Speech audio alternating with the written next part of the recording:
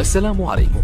لا تنسوا الاعجاب بالفيديو والاشتراك في القناة تشجيعا لنا لنستمر بنشر المزيد إن شاء الله.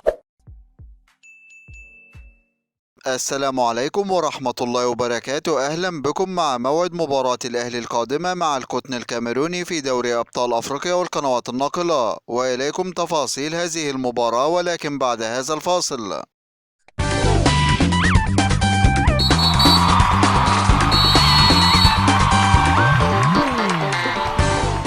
بعد تعادل فريق الأهلي مع فريق الداخلية في المباراة السابقة بنتيجة هدف لكل فريق في المباراة التي جمعت بينهم في إطار مواجهة الجولة العشرون من بطولة الدوري المصري الممتاز، وسجل هدف الأهلي في هذه المباراة عن طريق اللاعب محمود كهربا ليرتفع رصيد الأهلي بعد هذا التعادل إلى 41 نقطة، محتليا بها المركز الأول في جدول ترتيب الدوري المصري الممتاز. ويستعد فريق الأهلي بعد هذا التعادل لمواجهة فريق القطن الكاميروني في المباراة القادمة، وذلك في إطار مواجهة المباراة المؤجلة من الجولة الأولى من بطولة دوري أبطال أفريقيا. ويحتل فريق الأهلي المركز الثالث في جدول ترتيب المجموعة الثانية برصيد نقطة واحدة، بينما يحتل فريق القطن الكاميروني المركز الرابع والأخير في جدول ترتيب المجموعة بدون نقاط. ويسعى فريق الأهلي بتحقيق الفوز في هذه المباراة وإسعاد كل جماهيره، وذلك بعد تعرضه للهزيمة من فريق الهلال السوداني في الجولة الثانية بنتيجة هدف مقابل لا شيء، وتعادله مع فريق صن داونز الجنوب أفريقي في الجولة الثالثة بنتيجة هدفين لكل فريق.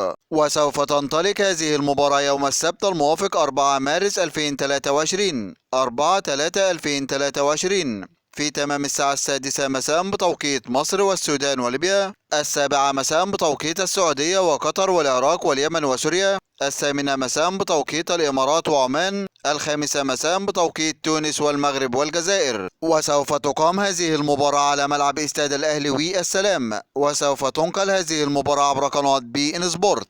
هذا كل ما لدينا عن موعد المباراة، وانتظرونا في موعد مباريات قادمة بإذن الله تعالى، ولا تنسوا دعم الفيديو بلايك والاشتراك في القناة وتوقع نتيجة المباراة في التعليقات أسفل الفيديو. دمتم في أمان الله، والسلام عليكم ورحمة الله وبركاته.